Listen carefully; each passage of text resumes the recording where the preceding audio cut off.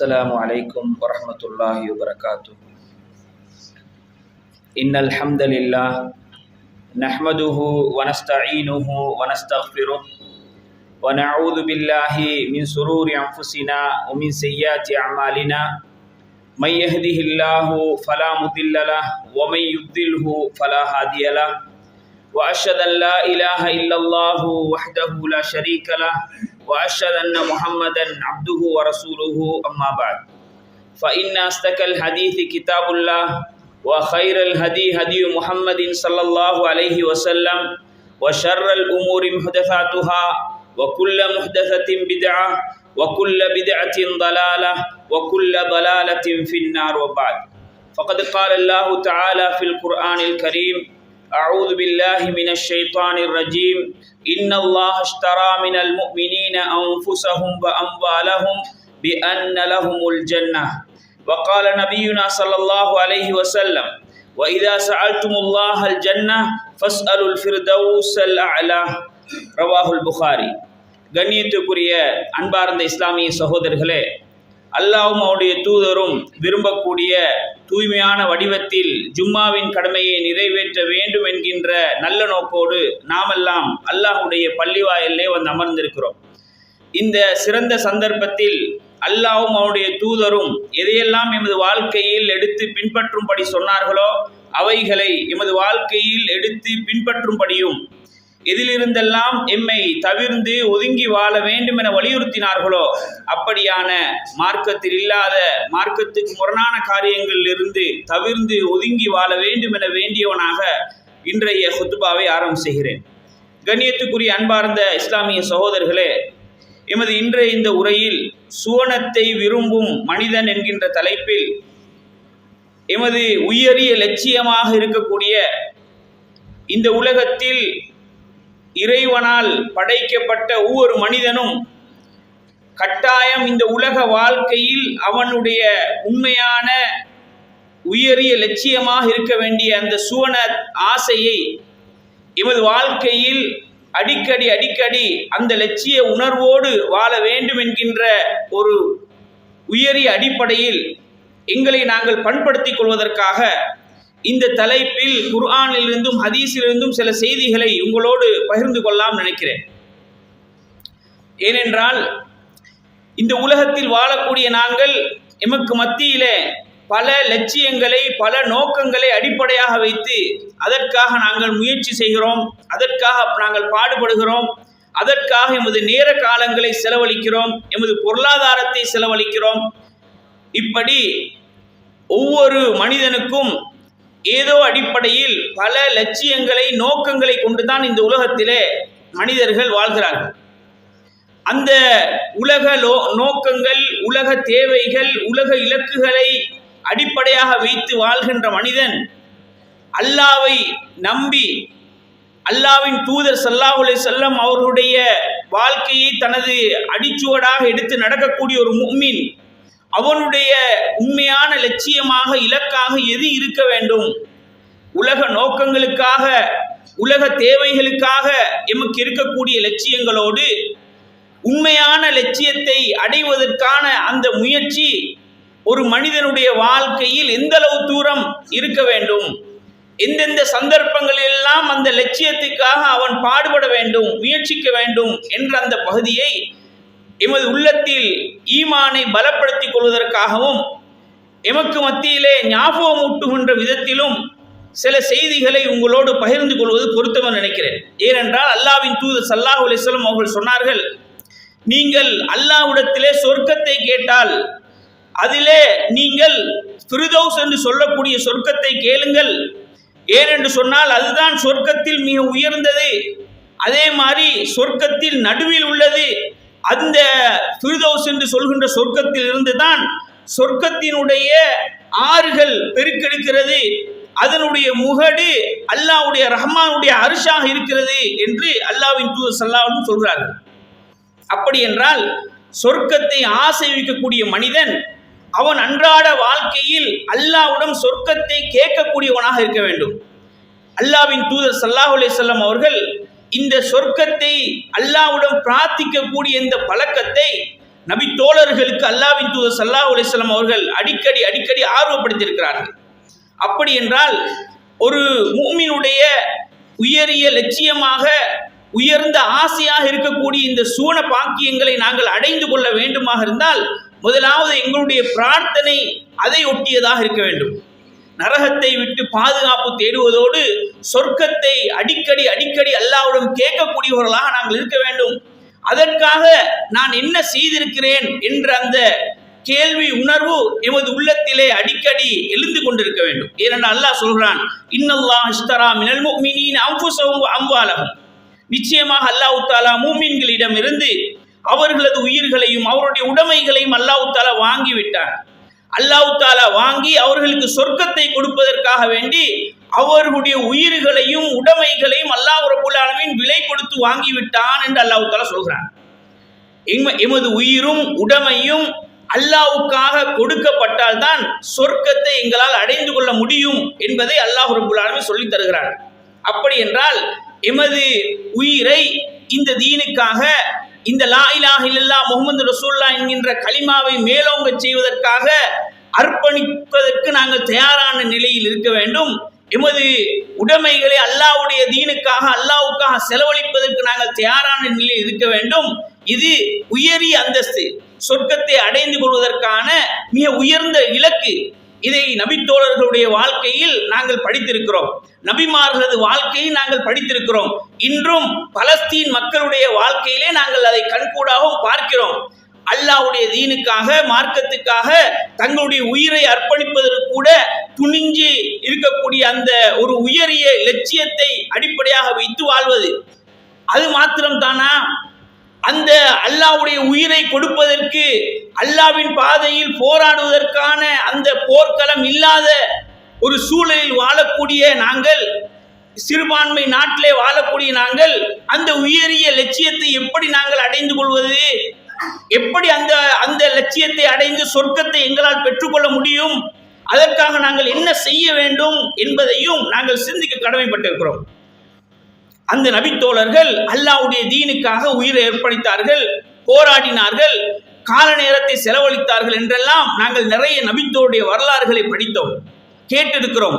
ஆனால் எமது உள்ளத்திலே கை வைத்து கேட்க வேண்டும். அந்த சூனத்தை அடைந்து கொள்வதற்காக அதிலே ஆசையாக இருக்கக்கூடிய நான் என்ன தியாகத்தை செய்திருக்கிறேன், எதை நான் தயார்படுத்தி வைத்திருக்கிறேன் அந்த சூனத்தை அடைந்து கொள்ள? சூனத்தை லேசாக அடைந்து கொள்ள முடியாது. அல்லாஹ் தஆலா கேட்கிறான், நீங்க முன் சென்ற சமூகம் பட்ட துன்பங்களை, துயரங்களை போன்று அனுபவிக்காமல், அவர்களை போன்று துன்பத்தை அனுபவிக்காமல் நீங்க லேசாக சூனம் செல்லலாம் என்று நினைக்கிறீர்களா என்று அல்லாஹ் தஆலா கேட்கிறான். அப்படி என்றால் நாங்கள் எதை நாங்கள் அர்ப்பணிப்பாக வைத்து, தியாகமாக வைத்து அல்லாஹ்விடம் சொர்க்கத்தை கேட்கப் போகிறோம்? சொர்க்கத்தை கேட்பதற்கு தயார் நிலையில் நானும் நீங்களும் இருக்கிறோமா என்பதை எங்களுக்குள்ளே சுய பரிசோதனை செய்து கொள்வது மிக பொருத்தமான ஒரு தருணமாக இருக்கிறது. அல்லாஹ் தஆலா சொல்கிறான், வசாரிஉ இலா மக்ஃபிரத்தின் மின் ரப்பிக்கும், உங்களது இறைவனுடைய பாவ மன்னிப்பின் பக்கம் நீங்கள் விரைந்து வாருங்கள் என்று அல்லாஹ் சொல்கிறான். வஜன்னத்தின் அர்துஹா கஅர்தி ஸமாவாதி வல் அர்த், வானம் பூமியை விட விசாலமான அந்த சொர்க்கத்தை அல்லாஹ் தஆலா உங்களுக்காக தயார்படுத்தி வைத்திருக்கிறான். அந்த சொர்க்கத்தின் பால் நீங்கள் விரைந்து வாருங்கள் என்று அல்லாஹ் தஆலா எங்களை பார்த்து அழைக்கிறான், மூமின்களை பார்த்து அழைக்கிறான். அல்லாஹ்வுடைய பாவ மன்னிப்பின் பக்கம் வாருங்கள் என்று அல்லாஹ் தஆலா அழைக்கிறான்.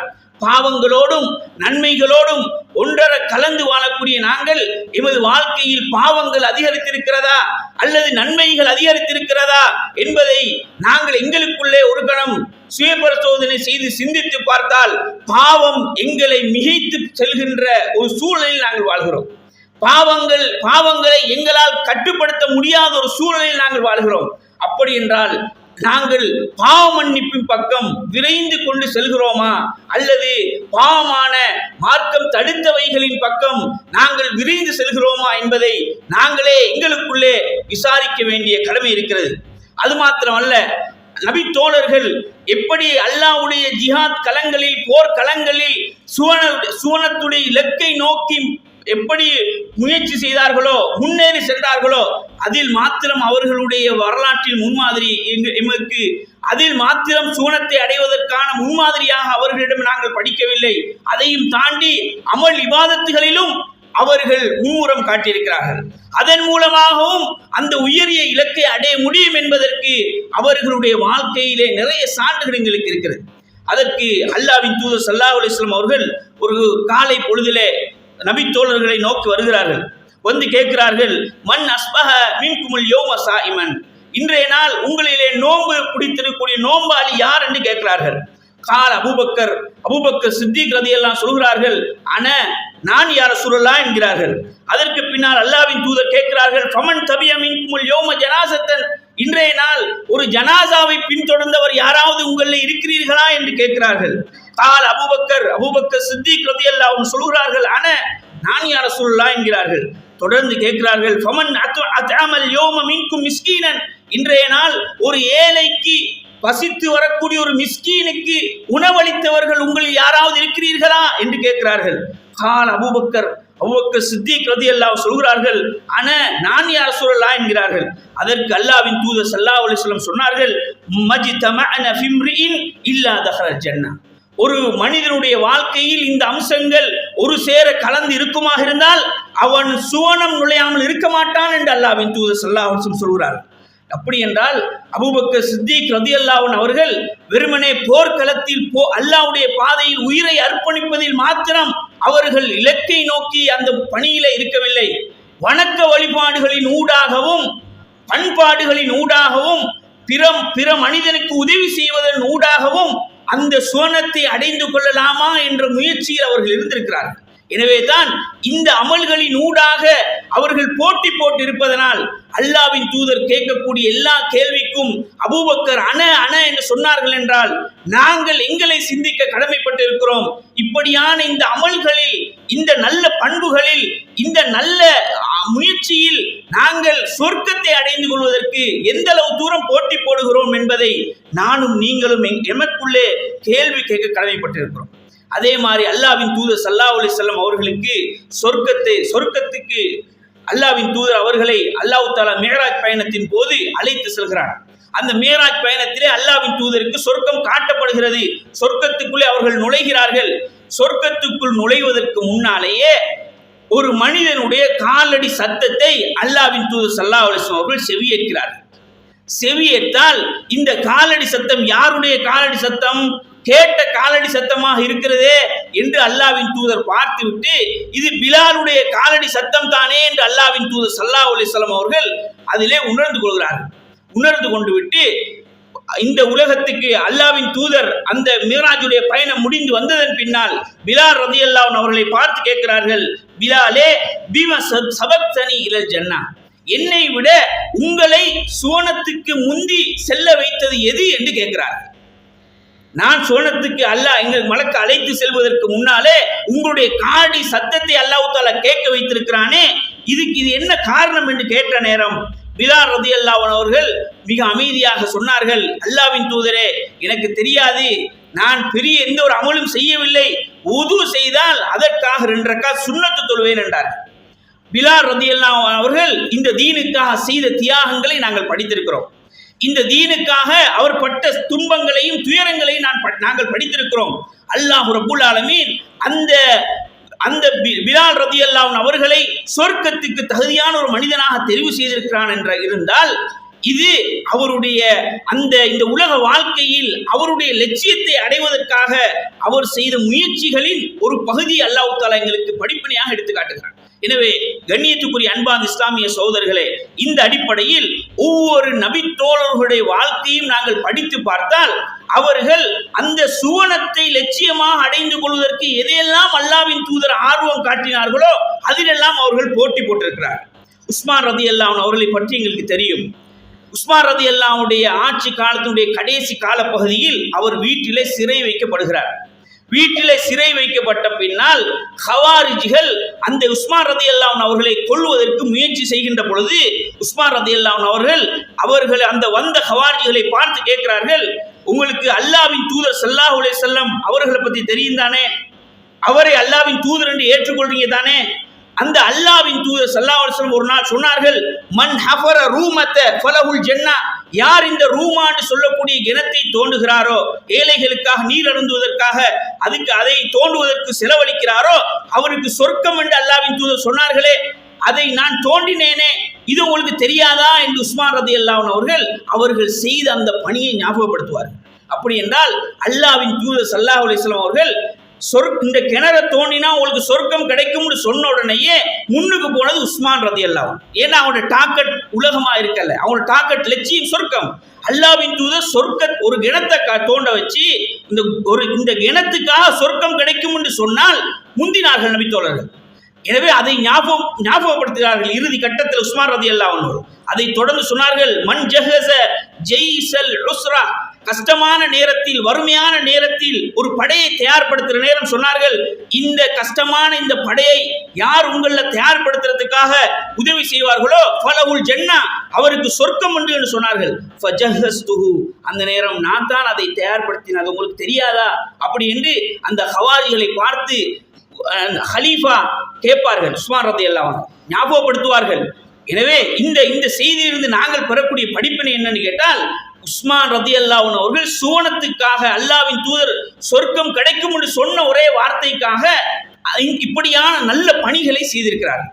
எனவே இப்படி நாங்கள் எமது வாழ்க்கையில் சுவனம் எனக்கு கிடைக்க வேண்டும் என்ற நோக்கத்தில், அந்த உயரிய லட்சியத்தில் நாங்கள் என்ன பணிகளை செய்திருக்கிறோம், இந்த தீனுக்காக என்ன பணிகளை செய்திருக்கிறோம், இந்த சமூகத்துக்காக.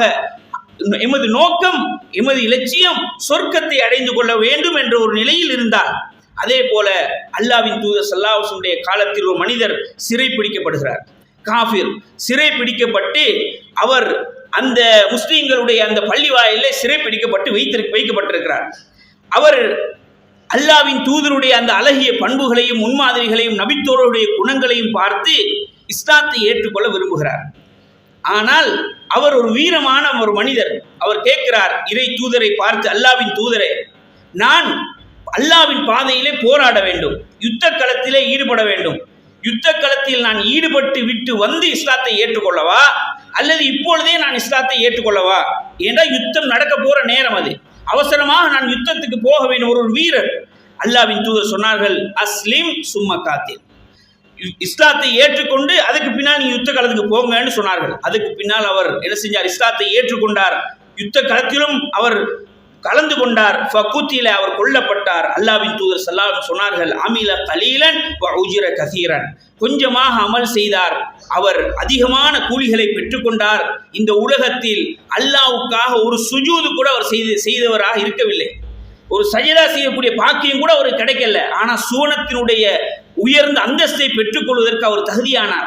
எனவே அல்லாஹ் ரப்புல் ஆலமீன் யாருக்கு அந்த பாக்கியத்தை, அல்லாஹ்வுடைய ரஹமத்தை தர விரும்புகிறானோ அவர்களுக்கு தான் அந்த சுவன பாக்கியத்தை அல்லாஹ் தஆலா தருவான். எனவே தான் அடிக்கடி அல்லாஹ்வின் தூதர், அல்லாஹ்விடம் ரஹமத்தை நீங்கள் கேளுங்கள், அல்லாஹ்வுடைய அருளை கேளுங்கள், அல்லாஹ்வுடைய அருள் இல்லாமல் உங்களை யாருக்கும் சொர்க்கத்தை அடைய முடியாது என்று அல்லாஹ்வின் தூதர் ஸல்லல்லாஹு அலைஹி வஸல்லம் நபித்தோழருக்கு படித்துக் கொடுத்தார். எனவே கண்ணியத்துக்குரிய அன்பார்ந்த இஸ்லாமிய சகோதரர்களே, இப்படி நபித்தோருடைய வாழ்க்கையில் அவர்கள் எப்படி அந்த சுவர்க்கத்தை அடைந்து கொள்வதற்காக என்னென்ன லட்சியங்களோடு, நோக்கங்களோடு, எதிர்பார்ப்புகளோடு இருந்தார்கள் என்றால், அல்லாஹ்வின் தூதர் சொர்க்கத்தை ஆசை காட்டினார்கள்.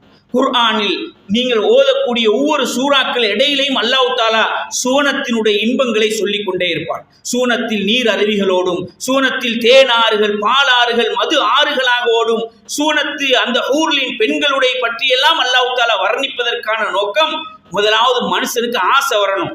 முதலாவது ஒன்று ஆசைப்பட்டால் தான் அவன் அதை அடைவதற்கு முயற்சி செய்வான்.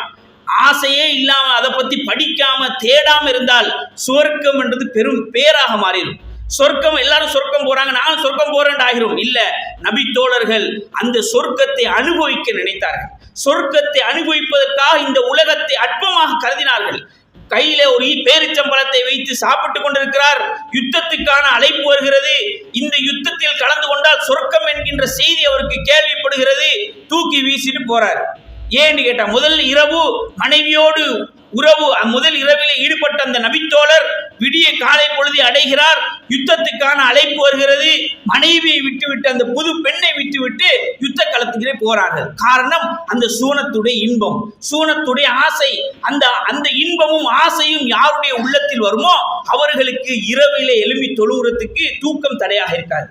மனைவிமார் தடையாக இருக்க மாட்டார்கள். அல்லாஹ்வுடைய பாதையில் செலவழிப்பதற்கு அவனுக்கு கஞ்சத்தனம் வராது. அதே மாதிரி நன்மையான காரியங்கள் ஈடுபடுவதற்கு நேரம் பிஸி என்ற ஒரு நிலைமை அவனுக்கு வராது. ஜமாத்துக்கு பள்ளிக்கு வருவான், ஃபஜ்ருக்கு சஃப்ல வந்து நிற்பான், ஏழை எளியவங்களுக்கு அவன்கிட்ட இருக்கிறத கொண்டு உதவி செய்வான். ஏன்னா அவனுடைய டாக்கெட் இந்த உலகம் அல்ல. சுவன இன்பங்களை அடைந்து கொள்வதற்காக, சுவன பாக்கியத்தை அடைந்து கொள்வதற்காக இந்த உலகத்தில் தன்னை அவன் தயார்படுத்தி கொண்டே இருப்பான். அதற்கு அழகான ஒரு உதாரணம் தான் ரபிஆ பின் கஅப் அல்-அஸ்லமி என்று சொல்லக்கூடிய நபித்தோழர். ஒரு இளமையான நபித்தோழர். அந்த நபித்தோழர் அல்லாஹ்வின் தூதரோடு இரவு நேரத்திலே தங்குகிறார். அல்லாஹ்வின் தூதருக்கு பணிவிடை செய்யக்கூடிய ஒரு நபித்தோழராக இருக்கிறார். அவர் சொல்கிறார், குந்து அபீது மஅ ரசூலில்லாஹி ஸல்லல்லாஹு அலைஹி வஸல்லம், நபிகளாரோடு நான் இரவிலே தங்கி இருந்தேன். ஃபஅதைதுஹு பிவதுஇஹி வஹாஜதி, நான் அவருக்கு உது செய்வதற்கான அந்த பாத்திரத்தையும் அவருடைய அந்த இரவினுடைய தேவையை பூர்த்தி செய்வதற்கான அந்த வசதிகளை நான் செய்து கொடுத்தேன். தண்ணியை கொண்டு போய் கொடுக்குறாரு, ரசூலுல்லாஹ்க்கு ஹித்மத் செய்கிறார். ஃபக்கால் அலி, ரசூலுல்லாஹ் அந்த நேரம் ரபிஆவை பார்த்து சொன்னார்கள், சல், கேளுங்க ரபிஆ, ஏதாவது கேளுங்க அப்படின்னு சொன்னார்கள். ஃபகுல்து, நான் கேட்டேன், அஸ்அலுக முராஃபகதக ஃபில் ஜன்னா, அல்லாஹ்வின் தூதரே, உங்களோடு சொர்க்கத்திலும் இதே போல தோழமை கொள்வதற்கு நான் உங்களிடம் கேட்கிறேன் யா ரசூலல்லாஹ் என்று நான் சொன்னேன். அல்லாஹ்வின் தூதர் உடனே கேட்டார்கள், அவ கைரதாலி, வேறொன்றும் உனக்கு தேவையில்லையா என்று அல்லாஹ்வின் தூதர் கேட்டார்கள். ஃபகுல்து, நான் சொன்னேன், ஹுவதாக், அதுதான் வேண்டும் யா ரசூலல்லாஹ் என்று நான் சொன்னேன் என்று இந்த ரபிஆ என்று சொல்லக்கூடிய நபித்தோழர் சொல்வார். அல்லாஹ்வின் தூதர் ஸல்லல்லாஹு அலைஹி வஸல்லம் ஒரு நாட்டு தலைவர், இந்த உம்மத்தினுடைய தலைவர், அல்லாஹ்வுடைய தூதர். அல்லாஹ்வின் தூதர் அந்த ரபிஆவை பார்த்து கேட்ட நோக்கமே ஏதாவது உதவி செய்யணும்ன்றதுக்காக, உலக நோக்கங்களுக்காகத்தான் அல்லாஹ்வின் தூதர் ஸல்லல்லாஹு அலைஹி வஸல்லம் கேட்கிறார்கள். அதுவும் ரபிஆவுக்கு தெரியும், இரவு நேரத்தில் அல்லாஹ்வின் தூதர் கேட்கிறது ஏதாவது ஹெல்ப் பண்ற நோக்கத்தில் தான் கேட்கிறாங்கன்றும் தெரியும். ஆனா ரபிஆ அவருடைய லட்சியமும் நோக்கமும் உயர்ந்ததாக இருந்தது. அவருடைய லட்சியம் இந்த உலகமாக இருக்கவில்லை. உலகத்தில் ரசூல்ல ஏதாவது ஹதியாவை தருவாங்க, ஏதாவது கேட்டால் தராமல் இருக்க மாட்டாங்க. ரசூல்ல யாராவது நபிகளாரிடம் எதையாவது கேட்டால் அதை கொடுக்காமல் இருக்க மாட்டார்கள். தெரியும் ரபியாவுக்கு, ஆனால் அது உலகத்தில் அழிஞ்சு போயிடும், அது நிரந்தரமா இல்லை. நான் இருக்கிறது லேசான ஆளோட இல்லை, இந்த உலகத்தில் நான் வாழ்றதுக்கு பாக்கியம் கிடைச்சதே பெரிய பாக்கியம் நபியோட. இந்த நபியோட சொர்க்கத்தில் எனக்கு பாக்கியம் கிடைக்கணுமே என்ற டாக்கெட்ல தான் அவர் அல்லாஹ்வின் தூதருக்கு ஹித்மத் செய்யக்கூடியவராக இருந்திருக்கிறார். எனவே தான் சும்மா அந்த மனசுக்கு வராது. சும்மா ஏதாவது கேளுங்கண்டா எதையும் கேட்பான் மனுஷன், ஆசைப்பட்டதெல்லாம் கேட்பான்.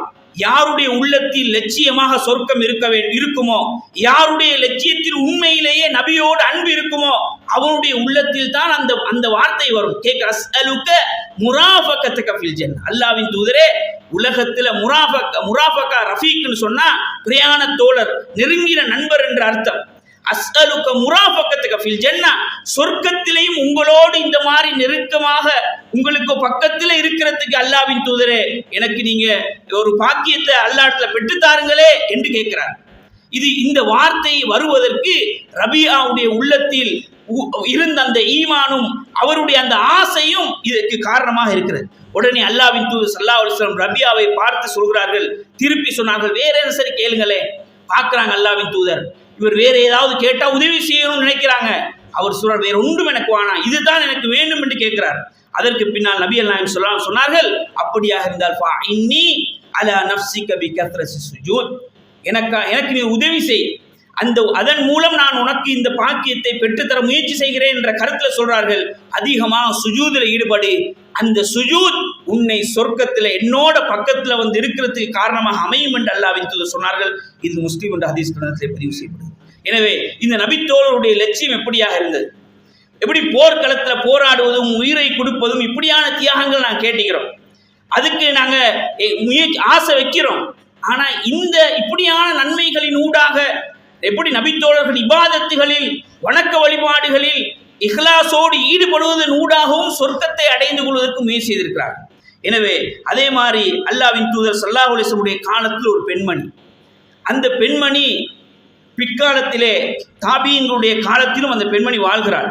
அதா பின் அபி ரபாஹ் என்று சொல்லக்கூடிய இப்னு அப்பாஸ் ரலியல்லாஹுடைய மாணவர் இப்னு அப்பாஸ் ரலியல்லாஹு அவர்களோடு இருக்கிற நேரம் இப்னு அப்பாஸ் ரலியல்லாஹு கேட்கிறார்கள், அலா உரி இம்ராஅத்தம் மின் அஹ்லில் ஜன்னா, உனக்கு சொர்க்கத்தில் உள்ள ஒரு பெண்ணை காட்டட்டுமா என்று கேட்கிறார்கள். உடனே அத்தா சொல்கிறார், குல்து பலா, காட்டுங்க, சொர்க்கத்து பெண் இந்த உலகத்திலையா அப்படின்னு சொல்லி கேட்குறார்.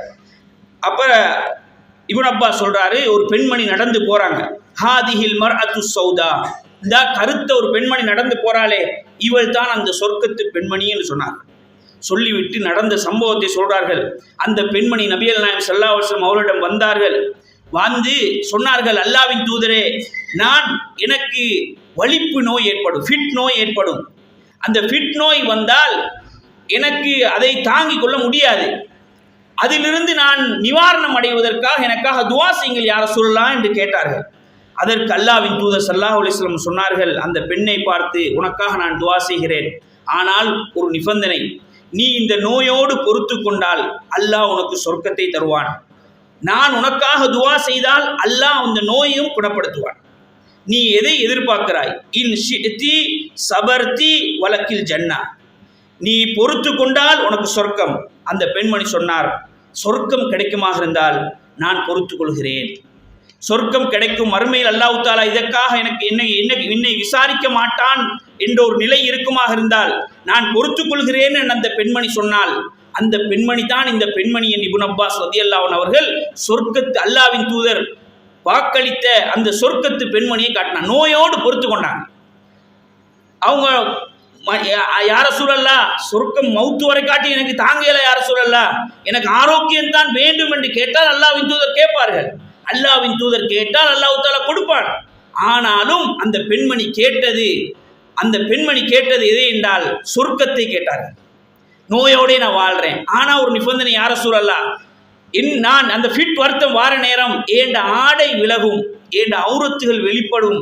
எனவே ஆடை விலகாமல் இருப்பதற்கு மாத்திரம் நீங்கள் துஆ செய்யுங்க யா ரசூலல்லாஹ், இந்த நோயோடே நான் பொறுத்துக் கொள்கிறேன், எனக்கு சொர்க்கம் கிடைக்குமே என்ற ஆவலோடு அந்த பெண்மணி சொன்னாள் என்ற செய்தியை ஹதீஸ் கிரந்தங்களிலே நாங்கள் பார்க்கிறோம். எனவே கண்ணியத்துக்குரிய அன்பார்ந்த இஸ்லாமிய சோதர்களே, சோதனைகளோடும் நோய்களோடும் வருத்தங்களோடும் இருக்கின்ற பொழுதும் லட்சியம் சொர்க்கமாக இருக்கிறது. அந்த சோதனையின் ஊடாக அல்லாஹ் தஆலாவுடைய அன்பை எப்படி பெற்றுக்கொள்ள முடியும்? சோதனையை தாங்கிக் கொள்வது இபாதத், சோதனையை பொறுத்து கொள்வது இபாதத், சோதனையின் நோய்களின் போது அல்லாஹ்விடம் கூலியை எதிர்பார்ப்பது இபாதத், அல்லாஹ்வுடைய பொருத்தமாக அல்லாஹ் எனக்கு தந்ததை பொருந்திக் கொள்வது இபாதத். சில நேரம் நோயும் சோதனையும் வருகிற நேரம் அதை திட்டுவதன் ஊடாக தாங்கிக் கொள்ளாமல் அல்லாஹ்வுடைய கதிரை வெறுத்து பேசினால் அல்லாஹ்வுடைய கோபத்துக்கும் அல்லாஹ்வுடைய சாபத்துக்கும் அல்லாஹ்வுடைய தண்டனைக்கும் ஆளாகக்கூடிய ஒரு நிலையும் ஏற்படும். சோதனை என்றது அதுதான். சோதனை என்று அல்லாஹ் தஆலா யாருக்காவது இந்த உலகத்தில் தந்தால் அந்த சோதனையின் ஊடாக அல்லாஹ் தஆலா சொர்க்கத்தை அவர்களுக்காக தயார் பண்ணி வைத்திருப்பான். சோதனையை சும்மா கொடுக்க மாட்டான் அல்லாஹ் தஆலா. அந்த சோதனையை பொறுத்து கொண்டு அதன் மூலம் கூலியை எதிர்பார்த்தால் நிச்சயமாக இந்த உலகத்திலே கிடைக்கக்கூடிய காலில் தைக்கக்கூடிய ஒரு முள்ளாக இருந்தாலும் அதற்கும் அல்லாஹ் தஆலா பாவங்களை மன்னிக்கக்கூடிய ரஹ்மானாக இருக்கிறான். எனவே அந்த ரப்புல் ஆலமீன் இந்த உலகத்தில் யாரை சோதித்தாலும் அதை பொறுத்து கொண்டால், அதிலே கூலியை எதிர்பார்த்தால், அல்லாஹ்வுடைய கதிரை பொருந்தி கொண்டால் நிச்சயமாக அல்லாஹ் தஆலா அதற்கு உயர்ந்த கூலியை கொடுக்க காத்து கொண்டிருக்கிறான். அதே போல மதீனாவிலே ஒரு தடவை ஒரு நோய், காய்ச்சல் ஏற்படுகிறது. மதீனா பொதுவாகவே தொற்று நோய்க்கு பேர் போன இடம். மதீனாவிலே காய்ச்சல், எல்லாருடைய வீட்டிலையும் காய்ச்சல் கொடூரமாக இருக்கிறது. அல்லாஹ்வின் தூதர் ஸல்லல்லாஹு அலைஹி வஸல்லம் அவர்கள் ஒவ்வொரு வீடாக சென்று அவர்களுக்காக ஆஃபியத்துக்காக பிரார்த்திக்கிறார்கள். அந்த நேரத்தில் நபிகள் நாயகம் ஸல்லல்லாஹு அலைஹி வஸல்லம் பிரார்த்தித்து விட்டு செல்கிற நேரம் ஒரு பெண்மணி பின்தொடர்ந்து செல்கிறார். சென்று சொல்கிறார், வல்லதி பஅஸக பில் ஹக், சத்தியத்தை கொண்டு உங்களை அனுப்பிய அந்த இறைவன் மீது சத்தியமாக நானும் ஒரு அன்சாரி பெண் தான், அன்சாரி கூட்டத்தை சேர்ந்தவள் தான், எனக்காகவும் துஆ செய்யுங்கள் யா ரசூலல்லாஹ், எனக்கும் அந்த காய்ச்சல் பீடித்திருக்கிறது என்று சொன்னார்கள். உடனே அந்த பெண்மணி அந்த அல்லாஹ்வின் தூதர் ஸல்லல்லாஹு அலைஹி வஸல்லம் சொன்னார்கள், நீ விரும்பினால் உனக்காக பிரார்த்திக்கிறேன், நீ விரும்பினால் நீ பொறுத்துக்கொள், உனக்கு அல்லாஹ் சொர்க்கத்தை தருவான் என்று சொன்னார்கள். உடனே அந்த பெண்மணி இந்த காய்ச்சலை வைத்து இந்த உலகத்தில் பொறுத்து கொண்டு சொர்க்கம் எனக்கு கிடைக்குமாக இருந்தால் நான் பொறுத்து கொள்கிறேன் எனக்கு அது சொர்க்கம் தான் வேண்டும் என்று அந்த பெண்மணி சொன்னாள் என்ற செய்தியை இமாம் புகாரி அவர்கள் அதபுல் முஃப்ரத் என்ற கிரந்தத்திலே பதிவு செய்கிறார். அப்படி என்றால் அந்த பெண்மணிகள், நபித்தோழிகள், நபித்தோழர்கள் அவர்களுக்கு வந்த சோதனைகளையும் அந்த சோதனைகளின் ஊடாகவும் சொர்க்கத்தை அடைந்து கொள்வதற்கு என்ன செய்யலாம் என்று பார்த்திருக்கிறார்கள், என்ன செய்யலாம் என்று யோசித்திருக்கிறார்கள், அதை பொறுத்து கொண்டிருக்கிறார்கள், அதனூடாக சொர்க்கத்தை பெற்றுக்கொள்ள முயற்சித்திருக்கிறார்கள் என்ற செய்திகள் எமக்கு இந்த செய்திகளை, வரலாறுகளை பார்க்கின்ற பொழுது தெளிவாக விளங்குகிறது. எனவே கண்ணியத்துக்குரிய அன்பார்ந்த இஸ்லாமிய சகோதரர்களே, எமக்கு மத்தியிலும் சில நோயாளர்கள் இருப்பார்கள், தீராத நோயில் இருப்பார்கள், சில அங்கவீன நிலையில் இருப்பார்கள். சில போது அந்த நோயும் அங்கவீனமும் அந்த குறைகளும், அந்த குறைகளை அல்லாஹ் தஆலா தந்திருப்பதும் எமது பாவங்கள் மன்னிக்கப்படுவதற்கும் அதனூடாக சொர்க்கத்தை தருவதற்கு, சொர்க்கம் நுழைவதற்கு ஒரு காரணமாகவும் அது அமையலாம். இதை உணர்ந்தால் இந்த சோதனை அல்லாஹ் எனக்கு தந்திக்கிறான், இந்த சோதனையை சொர்க்கத்தை பெற்றுக்கொள்ளக்கூடிய ஒரு சாதனையாக மாற்றலாம் என்ற ஈமானிய உணர்வும் அறிவும் இருந்தால் நிச்சயமாக அந்த சோதனைகளோடு வாழக்கூடிய சகோதர சகோதரிகளுக்கு உயர்ந்த அந்தஸ்தை அல்லாஹ் தஆலா மறுமையில் வைத்திருப்பான். அல்லாஹ் ரப்புல் ஆலமீன் எம் அனைவருக்கும் அந்த உயரிய சுவன லட்சியத்தோடு வாழ்ந்து மரணிக்கூடிய பாக்கியத்தை தந்தார்.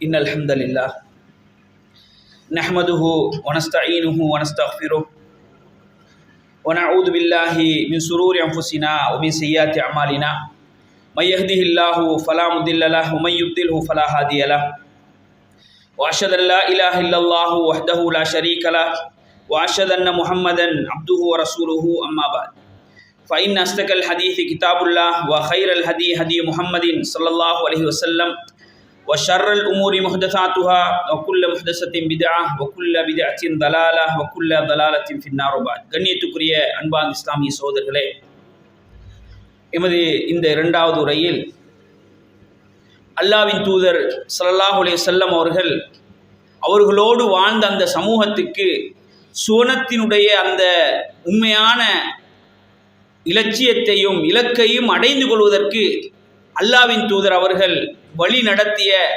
அவர்கள் அல்லாஹ்வின் தூதர் பண்படுத்திய அந்த நபித்தோளுடைய வரலாறுகள் எமக்கு பெரும் சான்றாக இருக்கிறது. ஒரு தடவை ஆயிஷா ரதியல்லாஹு அன்ஹா அவர்களுடைய வீட்டுக்கு ஒரு பெண்மணி வருகிறார், 2 பெண் பிள்ளைகளோடு வருகிறார். ஆயிஷா ரதியல்லாஹு அன்ஹாவுடைய வீட்டிலே ஒன்றுமில்லை, ஒரே ஒரு பேரித்தம்பழம் இருக்கிறது, அதை 2 துண்டாக பிச்சு கொடுக்கிறாள். அந்த பெண்மணி அவளும் சாப்பிட்டு விட்டு ஒரு துண்டை மற்ற பிள்ளைக்கு 2ஆக பிச்சு கொடுக்கிறார். இந்த சம்பவத்தை ஆயிஷா ரதியல்லாஹு அன்ஹா அவர்கள் பார்த்து விட்டு அல்லாஹ்வின் தூதரிடம் சொல்வார்கள். சொன்னதன் பின்னால் அல்லாஹ்வின் தூதர் ஸல்லல்லாஹு அலைஹி வஸல்லம் சொன்னார்கள், மன் உப்துலிய மின் ஹாதிஹில் பனாத் பிஷைஇன் குன்ன லஹு சித்ரம் மினன் நார். யாருக்காவது அவருடைய பெண் பிள்ளைகளில் சோதிக்கப்பட்டால் அல்லது பெண் பிள்ளை சின்ன வயசிலே இறந்து விட்டார்கள் என்றால் அந்த பிள்ளைகள் மறுமையிலே இவருக்கு நரகத்துக்கான திரையாக இருப்பார்கள் என்று அல்லாஹ்வின் தூதர் சொன்னார். எனவே எமக்கு கிடைக்கக்கூடிய பிள்ளைகள், பெண் பிள்ளைகள் யாருக்காவது இறந்து விட்டால் அல்லது அந்த பெண் பிள்ளைகளுடைய சின்ன வயசிலே அவர்கள் நோயினால் பாதிக்கப்பட்டு அது ஒரு சோதனையாக எங்களுக்கு அமைந்தால் அவர்கள் மறுமையிலே எமக்கு நரகத்துக்கு நுழையாமல் இருக்க திரையாக அவர்கள் இருப்பார்கள் என்று அல்லாஹ்வின் தூதர் சொன்னார்கள். இன்னொரு செய்தியிலே சொல்கிறார்கள், யாருக்கு 3 பெண் பிள்ளைகளோ அல்லது 3 சகோதரிகளோ அல்லது 2 பெண் பிள்ளைகளோ அது 2 சகோதரிகளோ இருந்து அவர்களை நல்ல ஒழுக்கமான முறையில் வளர்த்து பராமரித்தால், அவர்கள் விடயத்தில் அவர்கள் அல்லாஹ்வை பயந்து கொண்டால் அவர்களுக்கு சொர்க்கம் உண்டு என்று அல்லாஹ்வின் தூதர் சொன்னார். அப்படி அழகாக ஒழுக்கமாக அந்த 3 பெண் பிள்ளைகளை வளர்த்தா அல்லது உங்களோட சகோதரிகளையே அல்லாஹ்க்கு பயந்து ஒழுக்கமாக வளர்த்தா அதன் ஊடாக அல்லாஹ் தஆலா என்ன செய்வானாம், சொர்க்கத்தை தருவானாம். எனவே சொர்க்கத்தை அடைஞ்சு கொள்வது இதுவும் பெரிய ஒரு பாக்கியம்தான். எங்களுக்கு 3 பொம்பளை புள்ள கிடைச்சிட்டுண்டா அதை பாக்கியமாக கருதி அவர்களை ஒழுக்கமாக வளர்த்து மார்க்க சூழலில் வளர்த்து அவர்கள் தவறு செய்யாமல் அவர்களை பாதுகாத்தால் சொர்க்கம் எங்களுக்கு கிடைக்கும். சொர்க்கத்தை அடைஞ்சு கொள்வதற்கான வழி நபி இதை அல்லாஹ்வின் தூதர் ஸல்லல்லாஹு அலைஹி வஸல்லம் சொல்கிறார்கள் என்றால் இப்படி பல செய்திகளை அல்லாஹ்வின் தூதர் சொல்கிறார்கள். ஒரு மனிதன் சொர்க்கத்தை அடைந்து கொள்வதற்கு பல வழிகளை எங்களுக்கு அல்லாஹ்வின் தூதர் கற்றுத்தருகிறார்கள். அந்த வழிகளில் நபித்தோழர்கள் அவர்கள் ஒவ்வொரு வழிகளில் அமல்களில் அவர்கள் போட்டி போட்டு அந்த உயரிய அந்தஸ்தை பெற்றுக்கொள்ள முயற்சி செய்தார்கள். எனவே நாங்களும் அல்லாஹ்வின் தூதர் சொன்னார்கள், அனாதைகள் விஷயத்தில் யார் அனாதைகளை பராமரிக்கிறானோ நானும் அவனும் மறுமை நாளில் சொர்க்கத்தில் இப்படி இருப்போம் என்று 2 விரல்களை இணைத்து சொன்னார்கள். காரணம், அதனூடாக சொர்க்கத்தை அடைந்து கொள்ளலாம், அல்லாஹ்வுடைய அன்பை அடைந்து கொள்ளலாம். இப்படி எந்தெந்த வழிகளிலெல்லாம் அல்லாஹ்வின் தூதர் இதை செய்தால் உனக்கு சொர்க்கம், இதை செய்தால் நீ மறுமையில் என்னோடு இருப்பாய், இதை செய்தால் நீ அல்லாஹ்வுடைய அன்புக்கு சொந்தக்காரனாக மாறிவிடுவாய் என்றெல்லாம் அல்லாஹ்வின் தூதர் சொன்னார்களோ அந்த செய்திகள், அந்த விடயங்களை எல்லாம் நாங்கள் தேடி தேடி போட்டி போட வேண்டும். நபி தோழர்கள் அதிலே மிக முன்முறமாக இருந்தார். இப்னு மஸ்ஊத் ரலியல்லாஹு அன்ஹு மிக பிரபலியமான ஒரு நபித்தோழர். அந்த இப்னு மஸ்ஊத் ரலியல்லாஹு அன்ஹு ஒரு தடவை அராக் மரத்திலே எட்டி பிக்கிறார்கள். பிக்கிற நேரம் அவருடைய ஆடை உயர்கிறது. இப்னு மஸ்ஊத் ரலியல்லாஹு அன்ஹுடைய 2 கால்களும் சூகையாக இருக்கிறது, மெலிஞ்சி சூகையான நிலையில் இருக்கிறது. இதை பார்த்து அங்கு இருந்த நபித்தோழர்கள் சிரிக்கிறார்கள். அந்த நேரம் அல்லாஹ்வின் தூதர் கேட்டார்கள், மிம்ம தத்ஹகூன், எதற்காக நீங்க சிரிக்கிறீங்க? அப்ப சொன்னாங்க, அவருடைய அந்த கரண்டை கால் பகுதி மிகவும் மெலிஞ்ச நிலையில இருக்கிறதே என்று சொன்னார்கள். உடனே அல்லாஹ்வின் தூதர் சொன்னார்கள், இந்த கால் மூலமாக அல்லாஹ் தஆலா மறுமையில் உஹது மலை அளவு பாரமாக அவருடைய மீசானிலே அல்லாஹ் தஆலா பாக்கியத்தை கொடுப்பான் என்று சொன்னார்கள். அப்துல்லா பின் மஸ்ஊத் ரலியல்லாஹு அன்ஹு அல்லாஹ் தஆலா கொடுத்தது ஒரு சோதனையாக இருந்தாலும் அந்த சோதனையை சொல்கின்ற பொழுது அவர் அந்த பொறுத்து கொண்டார், தாங்கிக் கொண்டார். அவருடைய ஈமானை அடிப்படையாக வைத்து அல்லாஹ்வின் தூதர் ஸல்லல்லாஹு அலைஹி வஸல்லம் அல்லாஹ் தஆலா அவருக்கு வஹி அறிவித்து கொடுத்ததன் அடிப்படையிலே சொல்கிறார்கள், உஹது மலையை விட பாரத்தில் கனத்ததாக மறுமையில் அவருடைய அமல்களில் இருக்கும் என்று சொன்னார்கள் இந்த கால். எனவே கண்ணியத்துக்குரிய அன்பார்ந்த இஸ்லாமிய சகோதரர்களே, இப்படி அல்லாஹ்வுடைய அன்பையும் அருளையும் பெற்றுக்கொள்வதற்கு அல்லாஹ் தஆலா எங்களுக்கு தந்திருக்கின்ற சோதனைகளை வைத்தே அந்த பாக்கியத்தை அடைந்து கொள்ளலாம். அது இல்லாமல் அமல் இபாதத்துகளை வைத்து நாங்கள் போட்டி போடலாம். எமக்குள்ளே நாங்கள் சுவனத்துக்கு நான் தகுதியான நிலையில் இருக்கிறானா, சுவன ஆசை உள்ளவனாக நான் இருக்கிறேனா, சுவனத்தை பற்றி வரக்கூடிய செய்திகளை நான் குர்ஆனிலே படித்திருக்கிறேனா, சுவனத்தை பற்றி அல்லாஹ் தஆலா ஆசை காட்டக்கூடிய செய்திகளுக்கும் எனக்கும் என்ன தொடர்பு இருக்கிறது என்பதையெல்லாம் நாங்கள் ஒரு கணம் எமக்குள்ளே சுய பரிசோதனை செய்து நாங்கள் இந்த உயரிய அந்த பாக்கியத்தை அடைந்து கொள்வதற்காக அந்த உயரிய இலட்சியத்தோடு வாழ்ந்து மரணிப்பதற்கு நாங்கள் அல்லாஹ்வுடன் பிரார்த்திக்க வேண்டும். இறுதியாக அல்லாஹ்வின் தூதர் ஸல்லல்லாஹு அலைஹி வஸல்லம் ஒரு வாலிபனுடைய நோய் விசாரிக்க செல்கிறார்கள். அனஸ் ரலியல்லாஹு அன்ஹு அவர்களும் அல்லாஹ்வின் தூதரோடு செல்கிறார்கள். அந்த வாலிபன் சக்கராத்துடைய நிலையில் இருக்கிறார். அந்த வாலிபனை பார்த்து கேட்டார்கள் அல்லாஹ்வின் தூதர், கைஃப தஜிது ஹாலக், உங்களோட நிலைமை இப்போ எப்படி இருக்குது, இப்போ என்ன சோமாய்க்கிறீங்களான்னு கேட்குறாங்க. அப்போ அந்த மனிதன், அந்த வாலிபன் சக்கராத்துடைய நேரத்தில் சொல்கிறார், அர்ஜூ ரஹ்மத்தல்லாஹ் வ அஹாஃபு துனூபி, நான் அல்லாஹ்வுடைய ரஹமத்தை ஆசை வைத்தவனாக இருக்கிறேன். அல்லாஹ் எனக்கு இரக்கம் காட்டணும், அல்லாஹ் என்னை மன்னிக்கணும்னு நினைக்கிறேன். ஆனால் என்னுடைய பாவங்களை நினைத்தால் நான் பயப்படுகிறேன், அதுதான் எனக்கு பயமாக இருக்கிறது என்று அல்லாஹ்வுடைய கருணையை, ரஹமத்தை, ரஜா ஆதரவு வைத்தவராகவும் அல்லாஹ்வுடைய தண்டனையை, தான் செய்த பாவத்தை நினைத்து பயப்படக்கூடியவராகவும் இருக்கிறார். அல்லாஹ்வின் தூதர் ஸல்லல்லாஹு அலைஹி வஸல்லம் சொன்னார்கள், இந்த கட்டத்தில் எந்த மனிதனுடைய உள்ளத்தில் இந்த 2ம் ஒரு சேர இருக்குமோ அவருக்கு மறுமையிலே அவர் உயர்ந்த அந்தஸ்தை பெற்றுக்கொள்வார் என்ற செய்தியை சொல்கிறார்கள். இந்த நிலையில் அவனுடைய இறுதி முடிவில் அல்லாஹ்வுடைய ரஹமத்தை, அல்லாஹ்வின் மீது நல்லெண்ணம் வைத்து அல்லாஹ்வுடைய ரஹமத்தை அவன் எதிர்பார்த்த நிலையில் இருப்பானாக இருந்தார். என்ற எல்லாருக்கும் அந்த நிலைமை வராது. சக்கராத்துடைய நிலையில பாவத்திலே மூழ்கி இருப்பவன் இன்னும் இந்த உலகத்தில் வாழணும்னு தான் நினைப்பான். இந்த உலகத்தொட்டு பிரிகிறத கவலையாத்தான் நினைப்பான். உலகத்தொட்டு பிரிகிறமேன்ற ஒரு கவலையிலேயே அவனுடைய சக்கராத்து பெய்திரும்.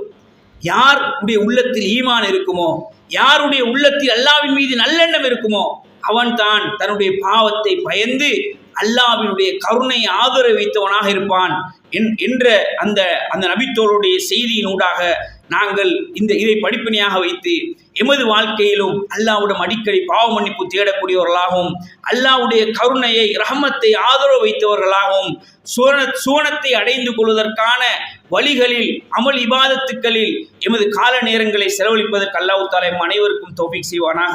வாஹ் தவானா அல்ஹம்துலில்லாஹி ரப்பில் ஆலமீன்.